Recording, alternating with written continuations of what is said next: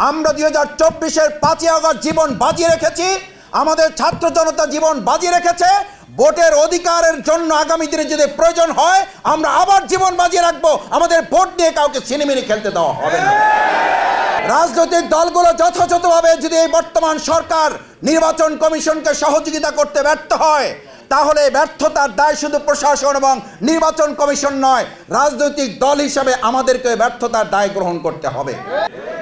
সম্মানিত পটুয়াখালীবাসী, আমরা আজকে আপনাদের কাছে এই কথা এই কারণে বলতে চাই, বিগত দিনে পটুয়াখালীর নানান জায়গা থেকে গোটা বাংলাদেশকে কলঙ্কিত করা হয়েছে।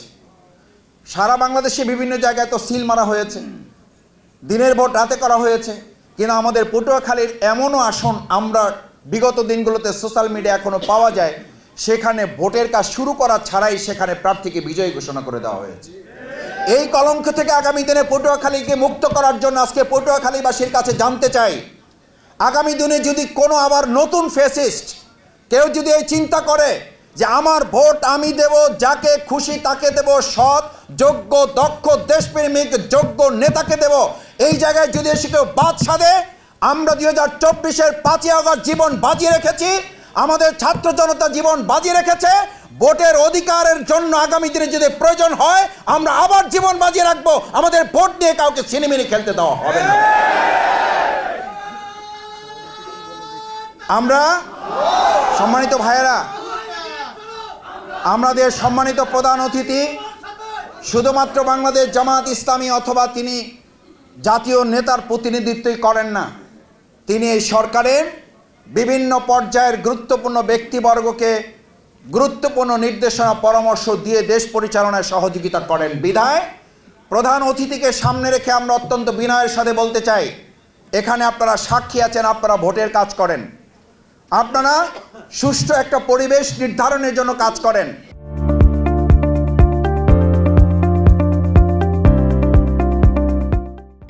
আপনাদের কাছে কি এই তথ্য আছে না নাই যে এখনো আমরা যখন সাধারণ নাগরিকের কাছে আমাদের কথা তুলে ধরি তখন তারা এখন এই শঙ্কা প্রকাশ করে যে ভোট তো আমরা আপনাদেরকে দেব, কিন্তু ভোট যথাযথভাবে গণনা করে সুষ্ঠু নির্বাচন দিতে পারবেন কিনা আমরা এখনো গ্রামে গঞ্জে তা নিশ্চিত করতে পারি নাই।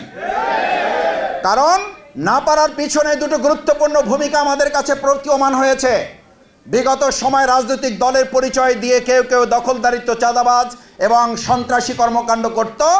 এখন পরিচয় ছাড়াই বিভিন্ন গ্রুপে বিভক্ত হয়ে চাঁদাবাজ এবং সন্ত্রাস যে কোনো সময়ের তুলনায় কয়েক গুণ বৃদ্ধি পাওয়ার কারণে আমাদের সাধারণ নাগরিকদের মধ্যে এই উদ্বেগ এবং উৎকণ্ঠা প্রকাশ পেয়েছে।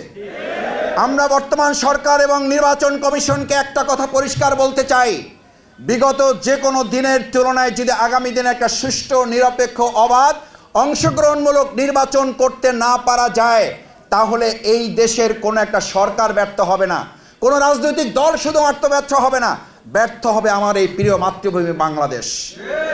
সুতরাং আমরা যারা এখানে উপস্থিত আছি পটুয়াখালীস্থ ঢাকার বাসী, আমরা কি আমাদের বাংলাদেশকে ব্যর্থ হতে দিতে চাই? যদি না দিতে চাই তাহলে আমরা বর্তমান অন্তর্বর্তীকালীন সরকার নির্বাচন কমিশনে যারা গুরুত্বপূর্ণ দায়িত্ব পালন করছেন, আমরা তাদের সাথে সহযোগিতার ভিত্তিতে সুষ্ঠু অবাধ নিরপেক্ষ অংশগ্রহণমূলক একটা নির্বাচনের মাধ্যমে আগামী দিনে জনগণের সরকার হবে। জনগণ যাদেরকে সমর্থন দিবে, জনগণ যাদেরকে মত দিবে, জনগণ যাদের পক্ষ নিবে, তারা যেন সুষ্ঠুভাবে স্বাধীনভাবে দুশ্চিন্তা উদ্বেগ উৎকণ্ঠা মুক্তভাবে তারা তাদের সমর্থন ব্যক্ত করতে পারে, সেটার পরিবেশ তৈরি করতে হবে। আমরা লক্ষ্য করছি, পত্রপত্রিকা আমরা দেখছি, আমরা আশ্চর্য এবং বিস্মিত হচ্ছি। আমরা আজকে উদ্বেগের কথা এই কারণে জানাচ্ছি যে আজকে আমরা লক্ষ্য করছি যে কেউ কেউ এই কথা মনে করেন যে আমরা একটা সুষ্ঠু নির্বাচন করতে পারবো কিনা, এই কারণে কেউ কেউ পদত্যাগ করার মতো চিন্তা তার মধ্যে প্রকাশ পাচ্ছে। এই উদ্বেগ উৎকণ্ঠার জন্য শুধু প্রশাসন নয়, রাজনৈতিক দলের সহযোগিতাও তার জন্য দায়ী বলে আমরা মনে করি। রাজনৈতিক দলগুলো যথাযথভাবে যদি এই বর্তমান সরকার নির্বাচন কমিশনকে সহযোগিতা করতে ব্যর্থ হয়, তাহলে ব্যর্থতার দায় শুধু প্রশাসন এবং নির্বাচন কমিশন নয়, রাজনৈতিক দল হিসাবে আমাদেরকে ব্যর্থতার দায় গ্রহণ করতে হবে। সেই জন্য আমি আশা করব রাজনৈতিক দলগুলো ঐক্যবদ্ধভাবে জনগণকে সাথে নিয়ে আগামী দিনে একটা সুষ্ঠু সুন্দর অবাধ এবং নিরপেক্ষ অংশগ্রহণমূলক নির্বাচন উপহার দেওয়ার জন্য আমাদের পটুয়াখালীবাসী আজকে এখানে যারা একত্রিত হয়েছেন আমরা ভূমিকা পালন করব ইনশাআল্লাহ।